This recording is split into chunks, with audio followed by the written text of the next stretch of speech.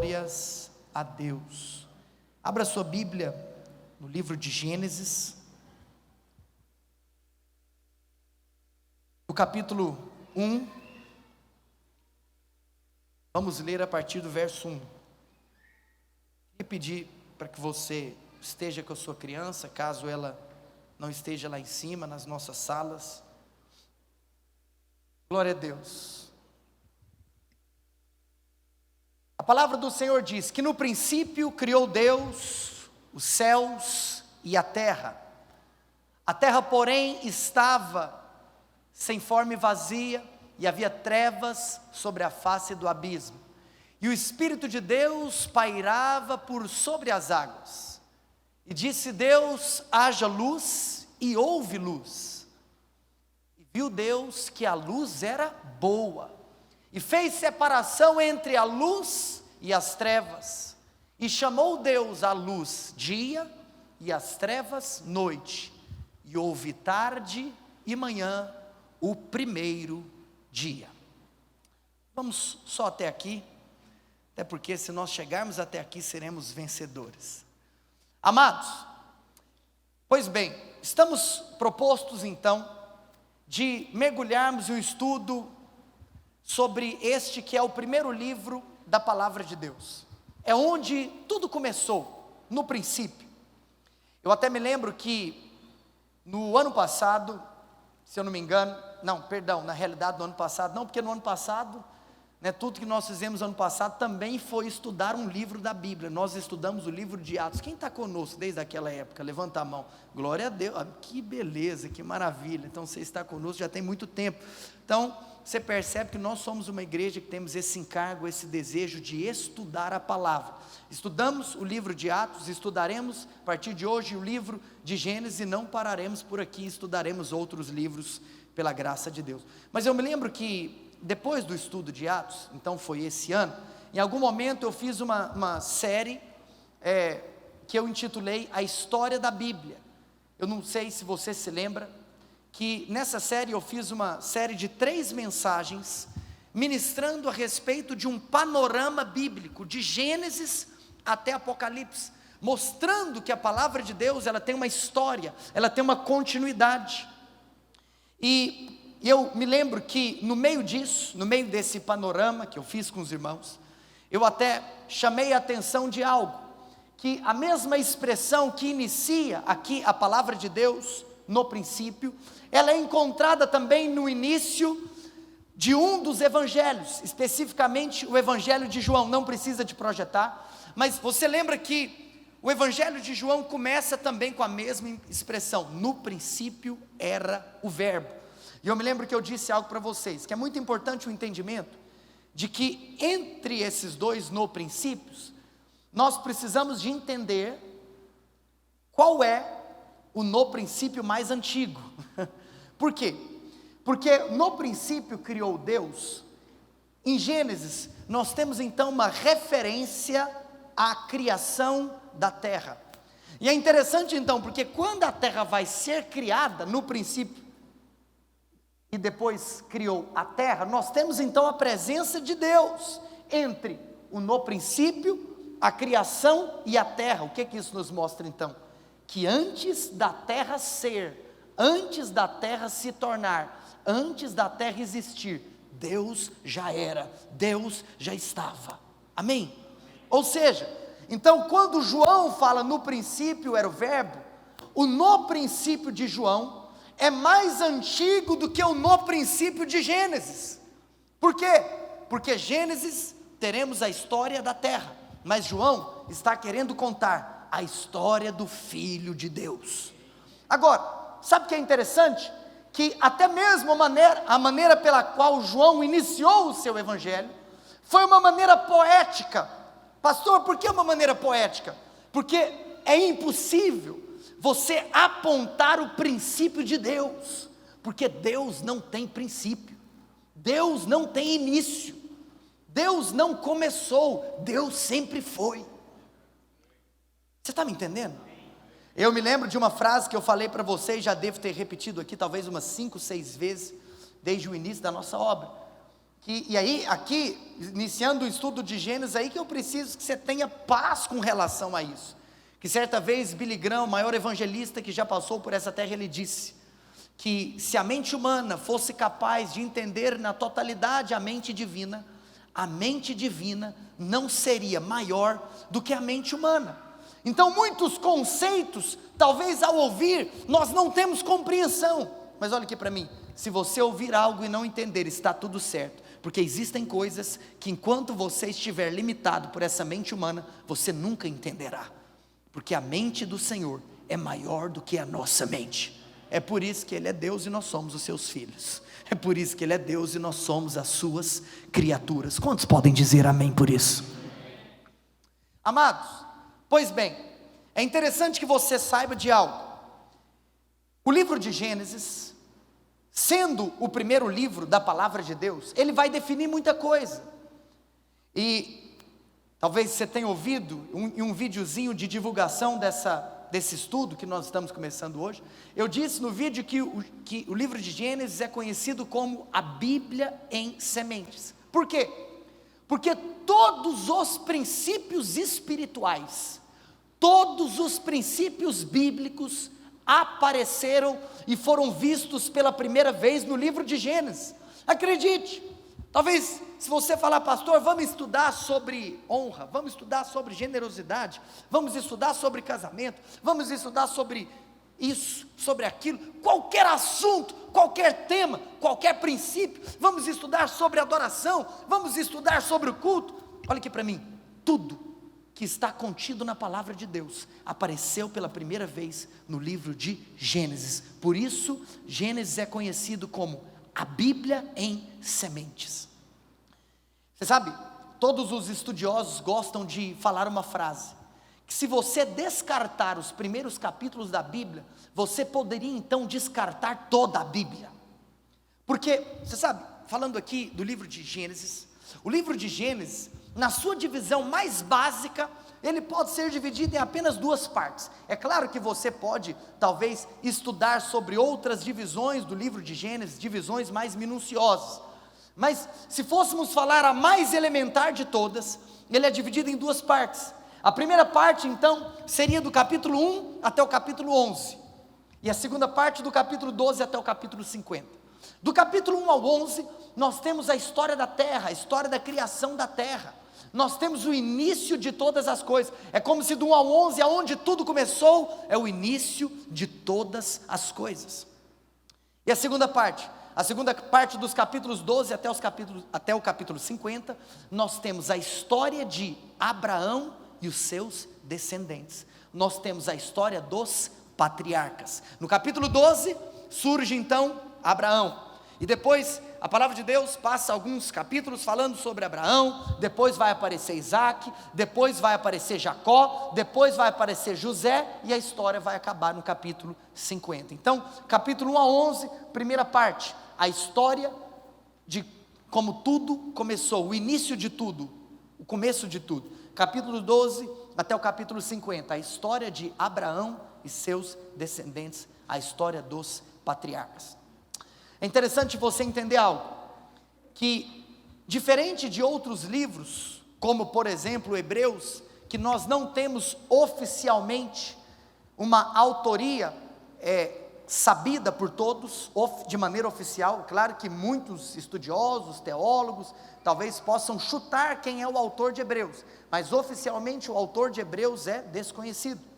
Eu tenho meu chute, não vou te falar, deixa quieto, outro dia eu te falo. Mas olha só, é porque não é relevante, não é oficial. Agora, o livro de Gênesis não. O livro de Gênesis tem a sua autoria confirmada, ele tem a sua autoria reconhecida. Não apenas o livro de Gênesis, mas Gênesis, ele começa não apenas a Bíblia, mas ele começa também uma série de 5 livros que foram escritos pela mesma pessoa. Quem é a pessoa que eu estou me referindo? Diga comigo, Moisés. Toda igreja em alto bom tom, diga Moisés. Aleluia. Você sabe que eu gosto de pedir para você repetir, né? Talvez você pergunte, pastor, para que esse negócio de ficar repetindo? Gente, vamos falar a verdade, tem coisa mais chata do mundo, que é quando um professor na sua escola mandava você repetir uma coisa idiota. Aí eu te pergunto, você acha que todos nós professores somos todos bobos? É isso? Então por que eu peço você repetir? Deixa eu te contar uma coisa. Quando você ouve, você tem um nível de absorção. Então, a sua capacidade de absorver aquilo que está sendo falado, através da audição, é uma. Mas você sabe que quando você ouve e vê, a sua capacidade de absorção aumenta. Ah, pastor, eu acho que é a mesma coisa, será? Imagina se eu pregasse escondido.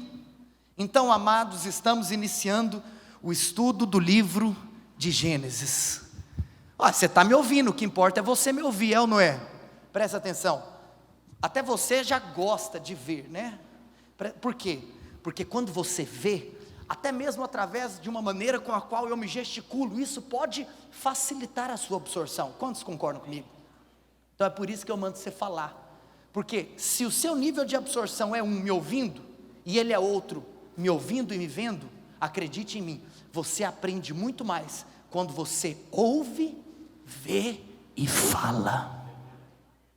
Vou contar uma coisa, quando eu fiz seminário, Instituto Bíblico, seminário da Bíblia, eu confesso para vocês que os meus amigos fizeram seminário junto comigo. Os meus discípulos, os caras que andaram comigo na época, tadinho deles, eles fizeram seminário sem estar matriculado na minha sala de aula. Sabe por quê? Porque quando eu saía de uma aula, eu falava tudo que eu tinha ouvido. E eu posso confessar uma coisa para você, existem aulas que eu tive, que eu consigo dá-las aqui agora. Sabe por quê? Porque eu falei tanto, mas eu falei tanto que isso entrou dentro de mim. Então é por isso que toda hora eu vou mandar você. Nossa, eu fiz todo esse teatro para você não falar, né? Vou passar 5 minutos do horário. Quem viu que domingo passado eu preguei em menos tempo? Eu sou um novo homem. I'm a new man. Olha aqui para mim, presta atenção. Então diga comigo, o autor de Gênesis é Moisés. Olha aqui para mim, então Moisés não escreveu apenas o livro de Gênesis, Moisés escreveu os 5 primeiros livros da Bíblia, Gênesis, Êxodo, Levítico, Números e Deuteronômio. Esses 5 livros são a composição daquela classe que nós chamamos de Pentateuco. Os 5 livros da lei, ou a lei de Moisés, ou a lei, ou o Torá. A Torá é na realidade o Pentateuco. Moisés escreveu os 5 livros, e talvez você possa pensar assim, pastor, mas, e eu confesso para você, irmãos, que eu mesmo, quando eu ia estudar essas coisas, eu ficava pensando assim, por que toda vez que alguém vai começar um estudo, fica falando quem escreveu isso e aquilo? Deixa eu contar algo para você, do fundo do coração. É importante, em um estudo bíblico, você saber quem escreveu, para quem escreveu, por quê? Porque a intenção do autor tem que ser levado em conta quando você vai interpretar a palavra de Deus. Olha, eu sei que simplesmente se você pegar a sua Bíblia e começar a ler de maneira literal, Deus vai falar com você, porque a Bíblia é poderosa, a palavra de Deus é poderosa. Mas você sabia que quanto mais você conhecer os contextos históricos, os contextos geográficos, quanto mais você conhecer a intenção do autor daquele texto, para quem ele estava escrevendo, por qual propósito ou por qual motivo que ele estava escrevendo aquilo, a sua capacidade de entendimento e consequentemente revelação crescerá abundantemente.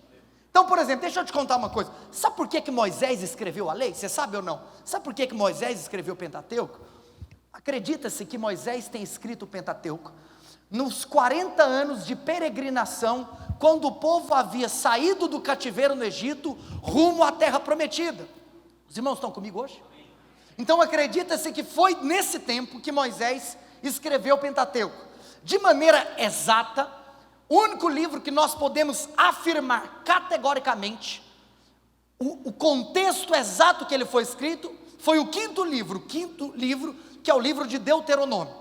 Deuteronômio nós podemos afirmar categoricamente que Moisés escreveu quando ele estava na planície de Moabe, e ele estava então ali olhando para a terra prometida, eles estavam em frente ao rio Jordão, do lado de cá, nas planícies de Moabe, olhando para lá, e do lado de lá era a cidade de Jericó, e a cidade de Jericó já fazia parte da terra prometida.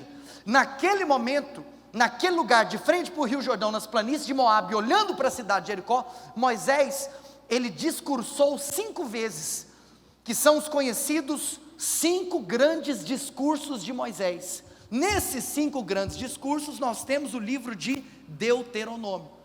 E é interessante, porque o livro de Deuteronômio, e aí, até mesmo ele é chamado assim, a palavra Deuteronômio é composta por 2 palavras, e a nossa tradução significa repetir a lei. Repetir a lei, Deuteronômio. Agora, em algum contexto, durante essa peregrinação de 40 anos, Moisés escreveu Gênesis, Êxodo, Levítico e Números. Por isso que, até quando nós olhamos para Deuteronômio, nós sabemos de uma coisa, que todos os princípios que nós vemos no livro de Deuteronômio, foram encontrados pelo menos uma vez antes, em algum dos outros 4 livros, ou Gênesis, ou Êxodo, ou Levítico, ou Números. Por quê? Porque Deuteronômio é uma repetição, Deuteronômio é um resumo dos 4 primeiros livros. Os irmãos estão comigo? Mas ainda falando mais, por que, pastor, que Moisés teve que escrever então o Pentateuco? Porque olha só, até para fazer uma observação assim, para as palavras serem exatas, o último capítulo do Pentateuco, o último capítulo do livro de Deuteronômio, não foi Moisés quem escreveu. Aí você pergunta, pastor, como que você sabe? Porque é o capítulo que narra a morte de Moisés, né? Então como que ele escreveu o capítulo que narra a morte dele mesmo, né? Então acredita-se que o último capítulo de Deuteronômio, o último capítulo do Pentateuco, foi escrito por Josué, o discípulo de Moisés. Mas então olha só, Moisés estava com a galera, e esse povo então estava chegando na terra prometida. Então, por isso que Moisés teve que parar para escrever. Você pergunta por quê? Porque olha só, vamos analisar o contexto. Esses caras que passaram 40 anos peregrinando no deserto, eles haviam ficado 400 anos como escravos no Egito. Então, você tem noção o quanto foi perdido do ponto de vista espiritual, do ponto de vista do resgate às raízes da descendência? Em outras palavras, aquele povo eram os descendentes de Abraão, eram os descendentes de Isaac, eram os descendentes de Jacó. Agora, 400 anos depois, lá no Egito, você tem noção o tanto de abobrinha que entrou na cabeça deles? Você tem noção o tanto de coisas que eles ouviram, que talvez foram de encontro contra a fé que eles haviam recebido dos seus pais? Então Moisés, através desses livros que ele deixou, em outras palavras, ele estava até reorientando a visão de mundo dessa galera, que tinha ficado 400 anos escravizados no Egito. Em outras palavras, Moisés foi escrever, eu vou te contar, que teve um dia, que Deus fez uma aliança com Abraão. Sabe quem que é Abraão? Abraão é o seu tataravô. Porque olha só, imagina a cena, Moisés falando, galera, nós vamos entrar ali, nós vamos passar o Jordão. Tudo bem que a gente sabe que Moisés mesmo não passou, que ele morreu antes, quem passou foi Josué. Mas imagina assim, Moisés falando, galera, nós vamos lá, possuir aquela terra que é nossa. Aí imagina um rapazinho pensando, rapaz, terra nossa? Que coisa estranha, essa terra aí já está sendo habitada por outros povos, por que essa terra é nossa? Em outras palavras, Moisés então escreve para mostrar o porquê das coisas. Moisés escreve, primeira coisa, para reorientar a visão de mundo daquele povo. Aquele povo tinha que ser reorientado, tinha que ser resgatado da história dos pais, a história dos patriarcas, para aquele povo depois, em segundo lugar, entender qual era o sentido da lei. Já parou para pensar também que talvez aquelas pessoas não poderiam questionar? Rapaz, Moisés chega com essa conversa de guardar o sábado, mas que mané, da onde que vem esse negócio de guardar o sábado? Aí Moisés fala, deixa eu te contar uma coisa, Deus criou o mundo em 6 dias, e no 7º ele descansou, então é por isso que você tem que guardar o sábado. Então, em outras palavras, Moisés não apenas falou que eles tinham que guardar o sábado, como ele teve que vir explicando o motivo por detrás de cada uma das leis. Moisés vira para a galera e fala: olha, não adulterarás, diz o Senhor. Aí talvez alguém pode pensar: uai, por que eu não posso adulterar? Porque aí Moisés então tem que mostrar que lá no Éden, Deus criou uma mulher para um homem, Deus criou uma Eva para Adão, então é por isso que você não pode adulterar. Vocês estão me entendendo, gente? Você está entendendo quem escreveu, para quem ele escreveu, com qual intenção ele escreveu? Você percebe o quanto isso é importante?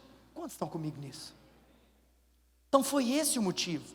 E aí, talvez, analisando esse contexto, tem uma outra coisa muito interessante que você possa perguntar. Você fala assim: tá bom, eu entendi que foi Moisés, eu entendi para quem, e eu entendi o motivo.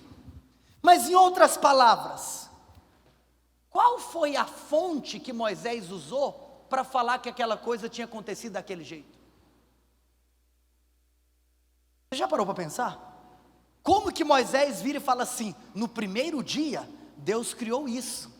No segundo dia, Deus criou aquilo. Uai, Moisés, onde você estava que você sabe dessas coisas? Vocês estão comigo? Você percebe que essa é uma pergunta boa? Mas então vou te falar 3 fontes pelas quais eu posso afirmar que Moisés recebeu esse conhecimento. A primeira delas, durante o próprio livro, os livros do Pentateuco, nós temos inúmeras vezes aparecendo uma cena que Deus vira para Moisés e fala assim: Moisés, escreve. Olha que interessante, isso acontece mais de uma vez, mais de 2 vezes, basta você ler de Gênesis a Deuteronômio. Deus vira para Moisés e fala assim: Moisés, para e escreve. Ou seja, sabe qual foi a primeira fonte que deu esse conhecimento a Moisés? O próprio Deus diretamente. Ué, basta você se lembrar que no capítulo 33, no livro de Êxodo, a palavra de Deus descreve que Deus aparecia para falar com Moisés face a face, como qualquer fala seu amigo. Então, em primeiro lugar, Moisés recebeu informações e conteúdos diretamente do próprio Deus. Mas em segundo lugar, além disso, acredite em mim, a tradição oral, as pessoas falavam coisas que tinham acontecido, que Deus, em sua soberania, fez questão de preservar durante os anos e as gerações. Então, algumas coisas, Adão virou para os seus filhos e contou para eles. E aí depois, os filhos contaram para os filhos, que contaram para os filhos, que contaram e que foram contando. Então existia uma tradição oral, de coisas que haviam sido relatadas de pai para filho, e que pela soberania de Deus, o Senhor mesmo zelou por preservar aquilo que havia acontecido.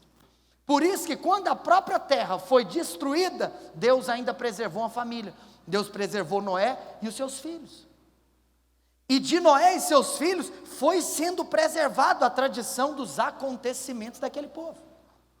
Mas em terceiro lugar, além de Moisés receber informações através dessas gerações que iam sendo passadas, conteúdos de pai para filha, até chegar em Moisés, além de também ter recebido diretamente do próprio Deus, no próprio Pentateuco, nós lemos que existiam alguns relatos escritos antes do Pentateuco ser escrito. Mas você fala: pastor, fala mais sobre esse relato. Não tem como eu falar, porque o que a Bíblia não fala, eu não posso inventar moda. Por exemplo, no Pentateuco, Moisés faz um relato de um livro chamado o Livro dos Justos.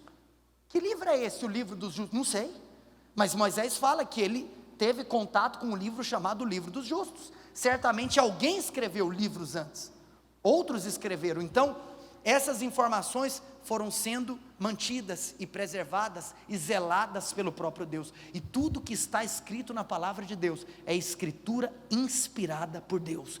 Tudo que está escrito é verdade absoluta, e foi assim que aconteceu.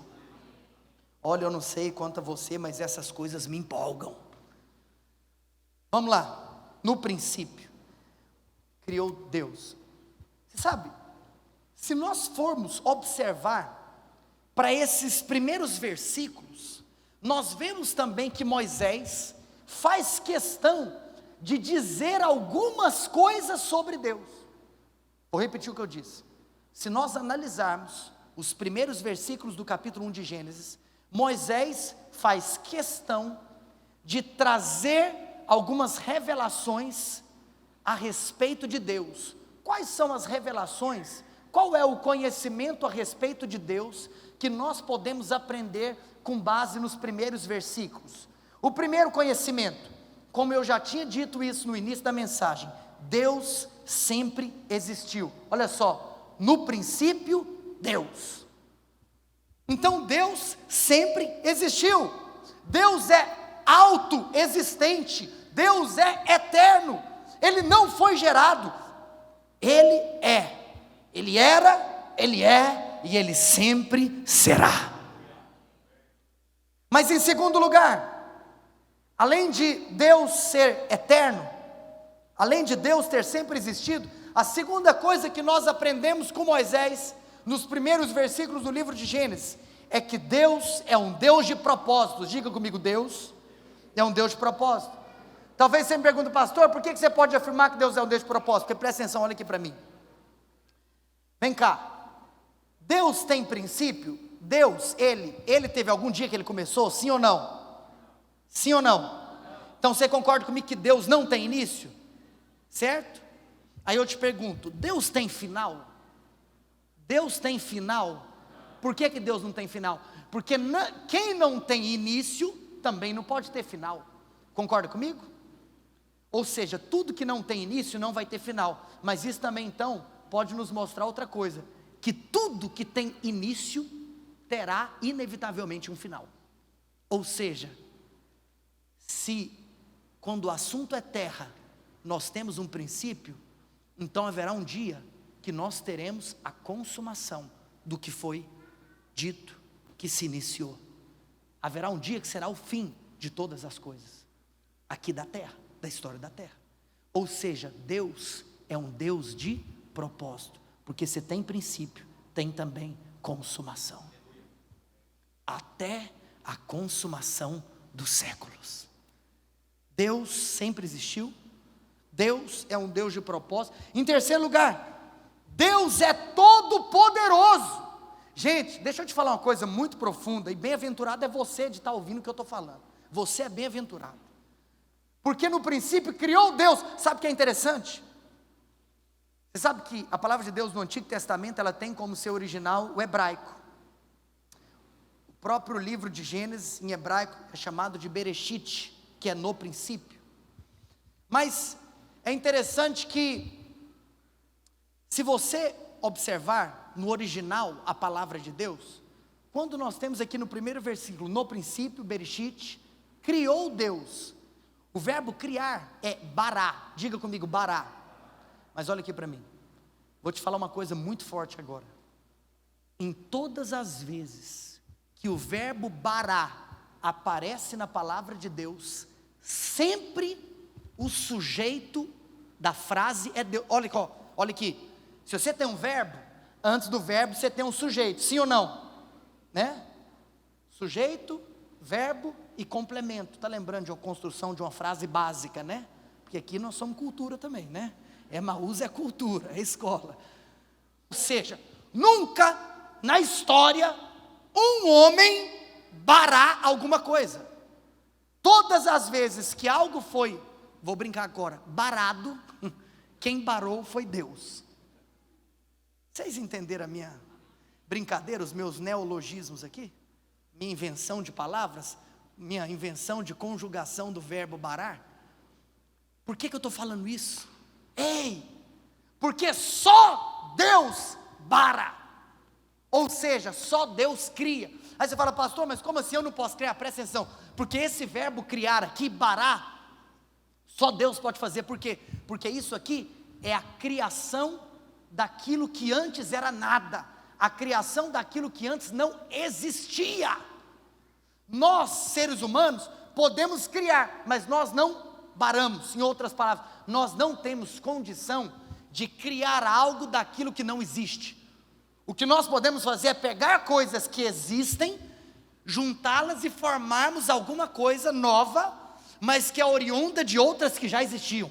Mas olha aqui para mim, Deus, Ele sempre existiu, Ele é um Deus de propósito, e Ele é o único autor da vida. Moisés está nos ensinando que se Deus cria, se Deus bará, quer dizer que Deus é o único criador. Deus é o único autor. Irmãos, isso é muito poderoso. Mas em quarto lugar, a quarta coisa que nós aprendemos a respeito de Deus, nos primeiros versículos de Gênesis, ditos por Moisés, é que Deus, Ele é distinto da sua criação. Diga comigo, Deus é distinto da sua criação. Olha aqui para mim. Você fala, tá, mas isso é muito óbvio, mas ei, as civilizações antigas, elas eram cheias de panteísmos, de religiões pagãs. Por quê? Porque elas acreditavam que a natureza era Deus. Mas aqui Moisés está deixando claro, presta atenção, Deus e a sua criação são duas coisas diferentes. As religiões pagãs, quais eram os deuses das religiões pagãs? Era o Deus Sol, era Deus Lua, era o Deus Trovão. Quem que é o Deus Trovão, gente? Thor. Lembra do Thor? É o Deus Trovão. Por quê? Porque eles começavam a adorar e declarar que era Deus, tudo aquilo que era natureza, tudo aquilo que era criação. Mas aqui Moisés está falando, Deus e a natureza não são a mesma coisa. Deus era. Irmãos, isso é muito poderoso. Moisés está afirmando que Deus é distinto da sua criação. E a última coisa que Moisés nos ensina a respeito de Deus, no início aqui dessa explanação, por exemplo, não precisa abrir, mas lá no verso 26, quando nós vamos ver sobre a criação do homem, sabe o que a palavra de Deus diz? Façamos o homem. Presta atenção, a gente estava falando de português, né, de gramática. Qual é a conjugação? Esse verbo fazer aqui está conjugado em qual pessoa? Primeira pessoa do plural. Façamos, quem? Nós. Então, sabe qual que é a última coisa aqui que Moisés nos ensina a respeito de Deus? Que Deus é um Deus plural, que existem mais de uma pessoa dentro da divindade. Façamos, nós fazemos. Por quê? Nós sabemos, é o Pai, o Filho e o Espírito Santo. Ele mesmo, quando, volta lá, quando ele começa a descrever no princípio, Deus deu os céus e a terra, vamos, a terra porém, e o Espírito de Deus, olha aqui, ele já tinha citado Deus, agora ele cita o Espírito, porque Moisés nos ensina que Deus é um Deus plural, Ele é mais de uma pessoa, amém, amados? Irmãos, isso é poderoso, mas olha aqui para mim, daqui para frente, nós vamos ler então uma série de relatos a respeito da criação, mas sabe uma coisa que eu preciso de bater na tecla para você? Projeta para mim Hebreus capítulo 11 verso 3, é que, olha o que o autor de Hebreus fala, Hebreus 11, 3, pela fé, entendemos que foi o universo formado pela palavra de Deus, de maneira que o visível veio a existir das coisas que não aparecem. Ei, presta atenção, por que eu estou falando isso? Porque nós estudarmos a respeito dos relatos da criação, eu preciso ser honesto com você, isso aqui não é meramente um estudo científico, esse estudo aqui, você tem que receber, não simplesmente através de um relato científico, você tem que receber isso pela fé. O autor de Hebreus fala, para você entender sobre a criação, você não precisa de conhecimento natural, você precisa de fé. Até porque tem um monte de coisa que você não vai entender, tem um monte de coisa que você não vai conseguir explicar. Mas então por que você crê? Porque o que você crê, você não crê porque você sabe explicar, ou você não crê porque você entende, você crê pela fé. Então você tem que ter essa perspectiva, a perspectiva da fé para entender sobre o criacionismo. Mas é até interessante ressaltar uma coisa, irmãos, a ciência, ela não pode postular nada diferente do cristianismo. A verdadeira ciência não postula nada contra o cristianismo, nada. Porque eu vou te contar uma coisa, existe uma diferença entre a ciência e algo que ao longo da história, você tem aí pseudocientistas, que são aqueles caras que não querem defender a ciência, mas eles querem defender um materialismo naturalista. O que é isso, pastor? É de passar no cabelo ou de comer? Presta atenção, são aqueles caras que querem defender que a matéria sempre existiu. Eles querem defender sobre a eternidade da matéria. Mas, amados, por que eles estão errados? Porque quando eles vão querer explicar que a matéria sempre existiu, e eles vão querer traçar qualquer ponto a respeito da criação, eles já partem do pressuposto que Deus não existe. Ou seja, ele vai querer explicar a respeito da criação, já partindo do pressuposto que Deus não existe. Ele não pode fazer isso, ele não pode começar partindo desse pressuposto que Deus não existe. Eu vou te contar uma coisa, sobre essa história aí da criação e da ciência. Eu vou ser honesto com você. Você sabe quem foram os primeiros cientistas modernos? Eles nasceram lá na Europa medieval, cristianizada. Lá na Europa medieval, Idade Média, que era uma Europa cristã, você sabe disso? Você estudar a história. Lá nasceu a ciência moderna. Aí você pergunta por quê? Porque deixa eu te contar, o cristianismo, ele teve poder de desmistificar uma coisa que era um assunto que antes não poderia ser tocado. Por quê? Porque como as civilizações antigas, os egípcios, os gregos, eles eram tudo panteístas, como eu expliquei para você, nas religiões pagãs, eles acreditavam então que os elementos da natureza eram Deus. Então, em outras palavras, nós não podemos tentar entender a natureza, porque se nós tentarmos entender a natureza, em outras palavras, nós estamos tocando em Deus, então Deus não toca. Em outras palavras, você quer começar a aprender sobre o trovão, o Thor vai te pegar. Você está me entendendo? Então, quando o cristianismo vem e fala, olha, deixa eu te contar uma coisa, a natureza é uma coisa, Deus é outra. Então você pode olhar para a natureza, você pode estudar sobre a natureza. Aí então a ciência se desenvolve.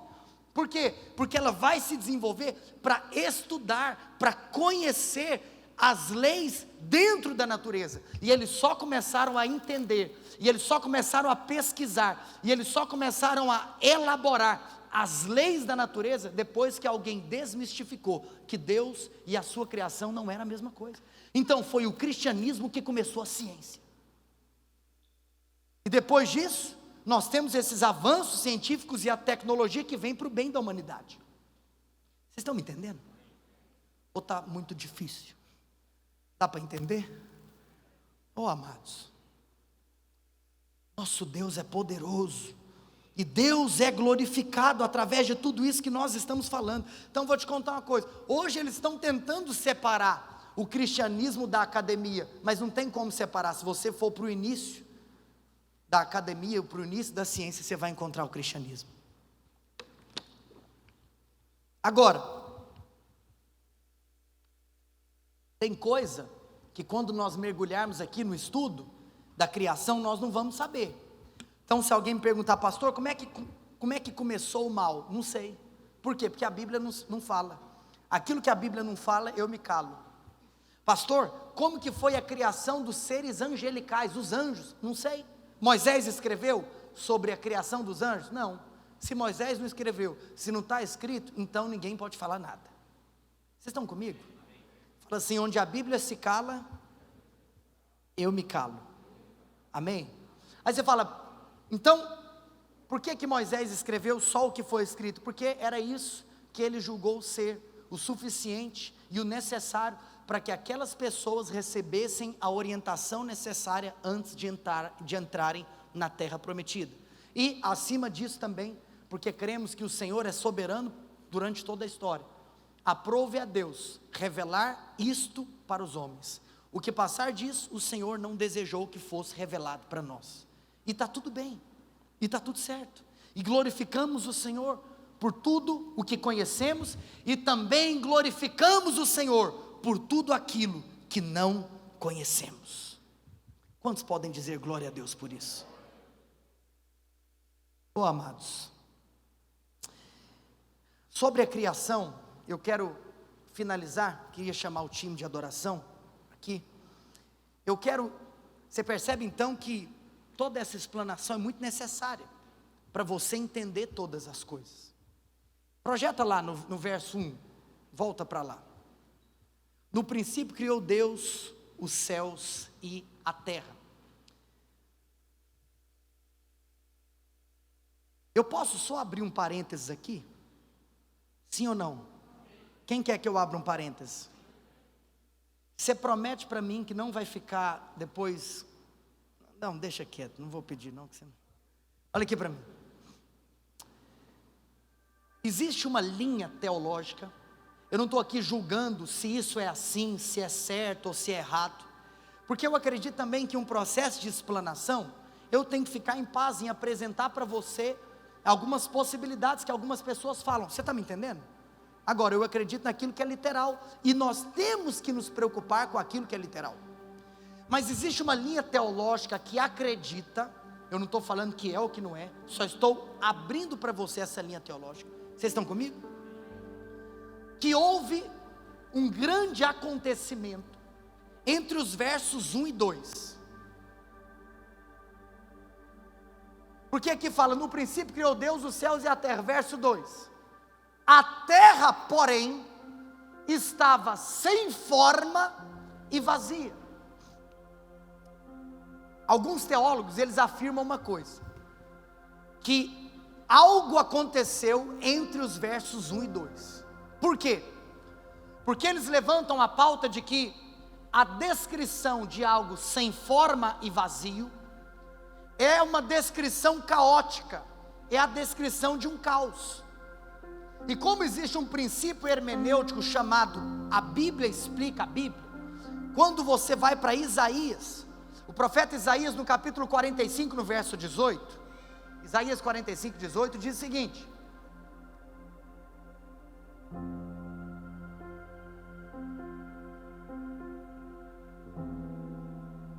Isaías 45, 18.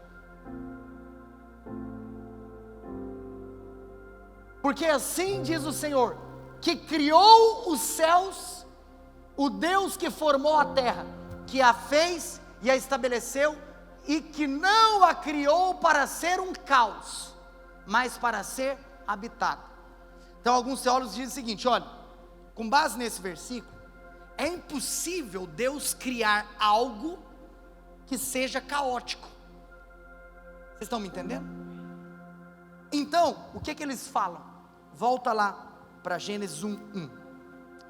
Que algo aconteceu de tal maneira que, como Deus já criou no verso 1 e no verso 2, pode subir, está dizendo que a terra estava em um formato caótico, sem forma e vazio, eles falam, então quer dizer que esse estado caótico não foi criado por Deus, porque o que Deus tinha criado era algo perfeito.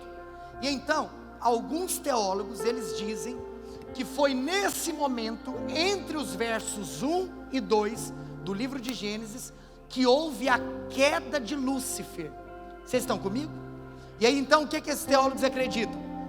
Que entre os versos 1 e 2, Lúcifer, que foi expulso do céu, porque você sabe, tanto o profeta Isaías quanto o profeta Ezequiel falam a respeito da queda de Lúcifer, porque Lúcifer era um arcanjo, ele era um anjo responsável pela adoração no céu, mas como ele se rebelou contra Deus, ele foi expulso do céu.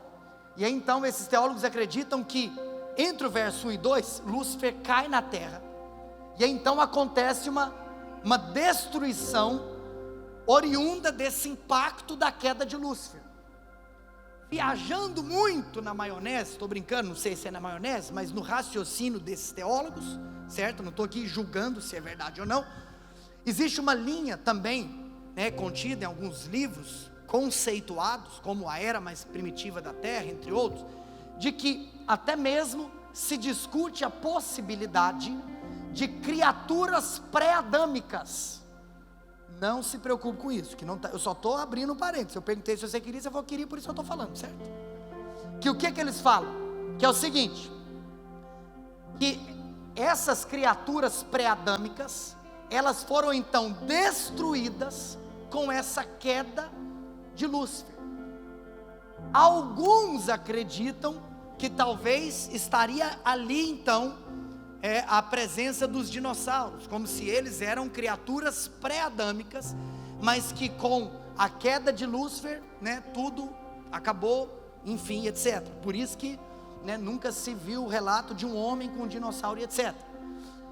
Dentro desse contexto, alguns até vão querer dizer que essas criaturas pré-adâmicas também tinham espírito. E aí eles até falam o seguinte, porque você sabe que, de maneira comum, todo mundo fala que os demônios são os anjos caídos, porque você sabe que quando Lúcifer se rebelou, um terço se rebelou contra ele também, sim ou não? Mas quando aquelas pessoas são estudiosos do império das trevas, eu não sou, prefiro ser um estudioso do reino dos céus, eles falam o seguinte, que quando você vai olhar para as classes demoníacas, você tem dois tipos de demônios. Você tem aqueles demônios que são aqueles que entram em corpos, que é os que a gente expulsa quando nós estamos orando por alguém que está possuído, está certo ou não?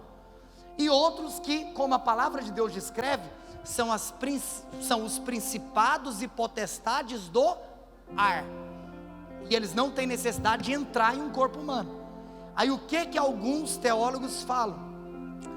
Que quando Lúcifer cai, e então há uma destruição, que o espírito desses seres criados, as criaturas pré-adâmicas, também se rebelam contra Deus, e aí então eles também se ajuntam com Satanás, formando então o império das trevas, que seria formado por dois tipos de capetaiada: os principados e potestades do ar, que eles afirmam seriam então um terço dos anjos que se rebelaram contra Deus, e aqueles demônios que são os que procuram um corpo para habitar, eram os espíritos das criaturas pré-adâmicas que morreram com a queda de Lúcifer, certo? Fecha parênteses.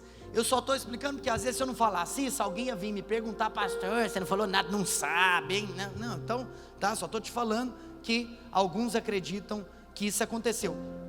Quem também acredita nisso, o último comentário sobre essa tese, é que quando eles vão afirmar aqui, que a terra, porém, estava sem forma e vazia, o que acontece? Esse verbo estava aqui, ele no original hebraico é o mesmo verbo de lá em Gênesis, agora me fugiu o capítulo, eu acho que é 19, 26, mas eu não sei se é 19, 26 não, enfim, que é o capítulo que fala sobre a história da mulher de Ló. Lembra da história da mulher de Ló? Se não for esse, alguém acha para mim. É aqui, acertei. Fala o seguinte: e a mulher de Ló olhou para trás e converteu-se numa estátua de sal. No original, esse verbo converteu-se, ou seja, tornou-se, é o mesmo verbo, volta para Gênesis 1:2, que fala que a terra estava. Então, teoricamente, eles falam, então, assim como aqui na história da mulher de Ló, a palavra é tornou-se ou converteu-se, aqui também poderia estar escrito: a terra, porém, tornou-se sem forma e vazia, defendendo esse ponto de vista, que houve a queda de Lúcifer entre os versos 1 e 2, e isso acarretou então em uma destruição, de tal maneira que aí, pastor, o que isso muda na nossa vida? Nada. Quem acredita nisso? Então o que ele acredita? Que a criação com a qual a gente vai começar a ver, dia 1, dia 2, seria uma recriação, uma segunda criação. Isso pode ser verdade? Sim, pode ser verdade. Isso muda a nossa vida em quê? Em nada. Estamos combinados? Todavia, se isso não for verdade, então o texto segue de uma maneira literal: a terra, porém, estava sem forma e vazia. Por quê? Porque então Deus criou em primeiro lugar uma massa bruta, uma massa uniforme, para depois ele começar a arrumar essa massa que ele criou. E havia trevas. E aí você fala: por que havia trevas? Porque Deus ainda não criou a luz. Então, se Deus só vai criar a luz no verso 3, então é claro que no verso 2 vai ter trevas. Vocês estão me entendendo ou não? Sim ou não? Agora, o bom de fazer um estudo é o seguinte, é que eu não terminei o que eu tinha preparado para hoje, mas meu tempo acabou. Aí o bom do estudo é que eu posso falar, então, não tem problema se eu não cheguei onde eu queria chegar, porque eu vou continuar mesmo, então eu posso continuar da onde eu parei. Aí eu tenho uma pergunta, você já parou para pensar, que quando você vai ler o capítulo 1, quando você vai ler sobre a criação, Deus sempre faz a mesma coisa, Deus cria, Deus dá um nome, depois Deus fala que aquilo que Ele criou era bom. Por que Deus segue esse padrão? E quando você sabe que Ele criou o mundo em 6 dias, você já parou para pensar que são 2 classes de dias diferentes? Porque do dia 1 até o dia 3, Deus cria aquilo que iria receber a vida, e Deus só vai criar uma vida para habitar em algo que foi criado a partir do dia 4, você sabia disso? Eu tenho uma pergunta para te fazer, o que Deus criou no dia 1? O que Deus criou no dia 2? O que Deus criou no dia 3, no 4, no 5, no 6, você quer saber? JL Eventos, domingo que vem às 19 horas, existem princípios espirituais que serão compartilhados através da criação. Deus vai falar com você. Eu quero dizer para você, quanto mais você ouve a palavra de Deus, mais você é transformado por ela. Só um spoiler, porque é o seguinte, tudo que foi criado por meio da palavra. Verso 3, disse Deus, haja e ouve, porque meu amigo, a palavra de Deus tem poder para criar, a palavra de Deus tem poder para trazer à existência aquilo que não existia. Então eu quero dizer para você, se tem algo que aparentemente aos seus olhos não existe na sua vida, talvez você fale, pastor, não existe na minha vida alegria, não existe na minha vida paz, não existe na minha vida felicidade. Nós servimos a um Deus que traz à existência aquilo que não existe, porque quando você ouve a palavra, você recebe o Espírito do autor da vida. E se você ama esse Deus, se você quer servir esse Deus para o resto da sua vida, fique em pé onde você está, e erga as suas mãos, e vamos adorá-lo na beleza da sua majestade.